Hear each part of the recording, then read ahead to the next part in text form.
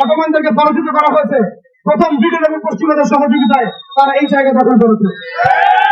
আমরা শুধু ইসরায়েলের কথা বলবো তা নয়, আমাদেরকে পুরো পশ্চিমা বিশ্বের এই যে কুফরি, এই শিরক এবং জুলুম এর বিরুদ্ধে কথা বলতে হবে। শুধুমাত্র ইসরায়েলের বিরুদ্ধে আমাদের যুদ্ধ নয়, বরং প্রত্যেক জালেম সম্প্রদায়ের বিরুদ্ধে আমাদের যুদ্ধ। এবং এই বাইতুল মুকাদ্দাস জয় করার পর বিগত 100 বছরে তারা দফায় দফায় কতগুলো যুদ্ধ করেছে মুসলিমদের সাথে, কতগুলো ভাইকে শহীদ করেছে, কতগুলো বোনকে ধর্ষণ করেছে, কতগুলো বাচ্চাকে তারা হত্যা করেছে। এটা কারণই অজানা নয়। এগুলো কেন জানি আমরা মুখে গুলি পেটে বসে আছি, কেন জানি আমরা আমাদের ভাইদেরকে সেখানে মরতে ছেড়ে দিয়েছি। তার পাশে 22টার মতো রাষ্ট্র আছে, কেউ একটা এগিয়ে আসে না। আমাদের ভাইরা রক্তাক্ত হলে তারা প্রাণ ধরতে চায়। আপনি রক্তের বদলে রক্ত কেন ছাড়েন না? বাইতুল মুকাদ্দাস বিজয় করার জন্য সশস্ত্র জিহাদ ফিসাবিলিল্লাহ ছাড়া আমাদের সামনে কোনো রাস্তা খোলা নাই।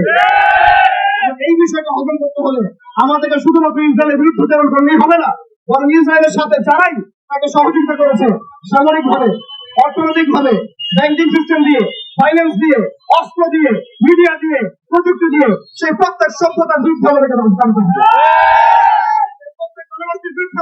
হবে। আমরা জানি এই সাপের মাথায় আমেরিকা। আপনারা কি সংরক্ষণ করতে পারবেন এই সাপের মাথায় আমেরিকা? আপনারা নিজের অনেস্টলি বলেন, ইসরায়েলকে বোম দিয়েছে কারা?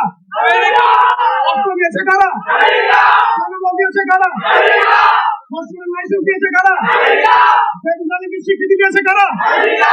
তারা অটোম্যানদের ডিফিটের সময় ইসরায়েলের পাশে ছিল। তারা আরব ইসরায়েল যুদ্ধের সময় ইসরায়েলের পাশে ছিল। তারা দফায় দফায় ইসরায়েলকে সামরিক সহযোগিতা দিয়েছে। এর পাশাপাশি কারা পেট্রোলের চুক্তির মধ্য দিয়ে ইসরায়েলকে আজকে শক্তিশালী করেছে। ওই সাপের মাথায় আঘাত করতে হবে। আমরা বলছি, আমরা পদচারণা করলে ইসরায়েল ফেসে যাবে, কিন্তু আল্লাহর কসম আমরা এখন পর্যন্ত বাংলায় এতটা শক্তিশালী হতে পারি নাই যে আপনি এখন আমেরিকার কনসুলেটের সামনে গিয়ে বিক্ষোভ করবেন। আমরা যদি এই বিষয়গুলো কথা বলি, আমাদেরকে চাপ প্রয়োগ করা হচ্ছে। আমাদেরকে বলা হচ্ছে আমেরিকা বিরোধী কথা বলবেন না। মানে আপনি ইসরায়েল বিরোধী কথা বলছেন, কালিমার পতাকাকে সরাই দিচ্ছেন, আবার আপনি নাকি আমেরিকার দাসত্ব করছেন, তার সাথে বন্ধুত্ব করছেন। এই ভূমিকা দিয়ে, এই মুনাফিক আচরণ দিয়ে বাইতুল মুকাদ্দাস জয় করা হবে। আপনারা পরিপূর্ণরূপে সত্যের পক্ষে আসেন। যারা আমাদের শত্রু তাদের বন্ধু কখন আমার বন্ধু হতে পারে না। যারা আমার স্পষ্ট শত্রু তার বন্ধু কখন আমার বন্ধু হতে পারে না। এটা আমার কথা নয়, আল্লাহ রাব্বুল আলামিন বলেছেন, লা তাত্তাখিযুল ইয়াহুদা ওয়ান নাসারা আউলিয়া। তোমরা ইহুদি এবং নাসারাদেরকে পশ্চিমকালে বন্ধু রূপে গ্রহণ করো না। বা'দুহুম আউলিয়া বা'দ, এরা একে অপরের বন্ধু। এটা আমার কথা না, আল্লাহ পাকের কথা। আপনি কি আল্লাহর কথাকে ডিনাই করবেন? দেখুন, তারা জায়নিস মুভমেন্ট গঠন করেছে, আমরা এখন ঐক্যবদ্ধই হতে পারি নাই।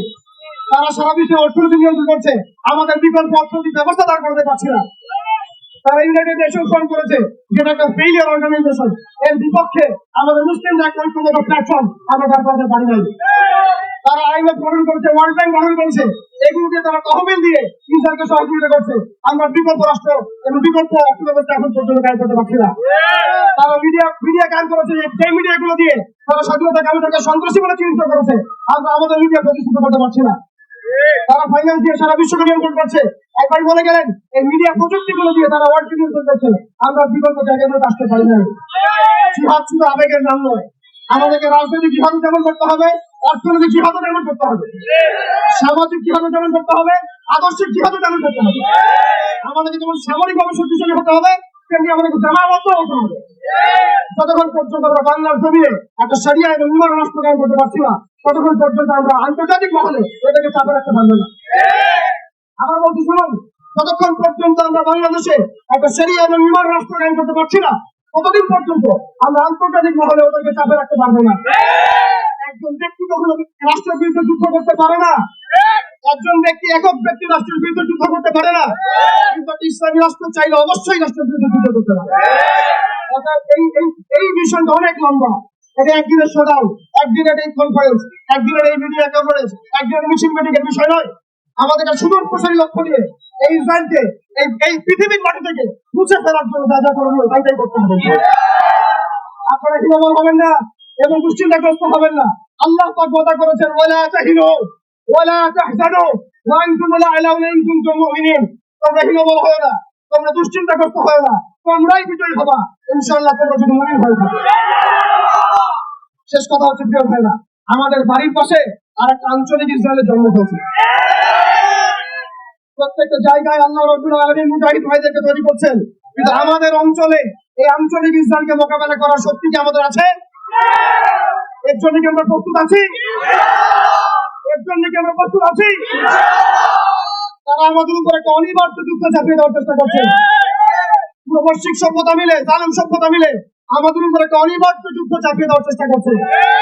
আপনি যতই সুশীল সাথে চেষ্টা করেন, যতই ভালো মানুষ সাথে চেষ্টা করেন, যত ইনিয়ে বিনিয়ে এড়িয়ে যাওয়ার চেষ্টা করেন, আপনি অনিবার্য কনফ্লিক্ট এড়াতে পারবেন না। অতএব প্রিয় ভাইরা, তাওহীদ জনতা, আমাদেরকে প্রস্তুতি গ্রহণ করতে হবে। এই প্রস্তুতি শুধু আবেগের নাম নয়, আমাদেরকে বুদ্ধিদীপ্ত প্রজন্ম তৈরি করতে হবে। আমাদেরকে ইমানের শিক্ষায় শিক্ষিত হতে হবে, আমল ঠিক করে ফেলতে হবে, আখলাক ঠিক করে ফেলতে হবে, আকীদা ঠিক করে ফেলতে হবে। মনে রাখবেন, বিভ্রান্ত আকীদার মানুষের দ্বারাও বিষয় লাভ করা সম্ভব নয়। সাময়িক একটা ভাইব ক্রিয়েট করা সম্ভব, কিন্তু প্রকৃত বিষয় অর্জন করা সম্ভব নয়। আমাদের ঐক্যবদ্ধ হতে হবে, হারালে থাকতে হবে, আমাদের জাতির মধ্যে ঐক্য তৈরি করতে হবে। বাংলার জমিনে যে মুসলিম ভাইরা কাজ করছেন, সবার সাথে ঐক্যবদ্ধ হবে, আমরা আমাদের মিশন এগিয়ে যাবো ইনশাআল্লাহ।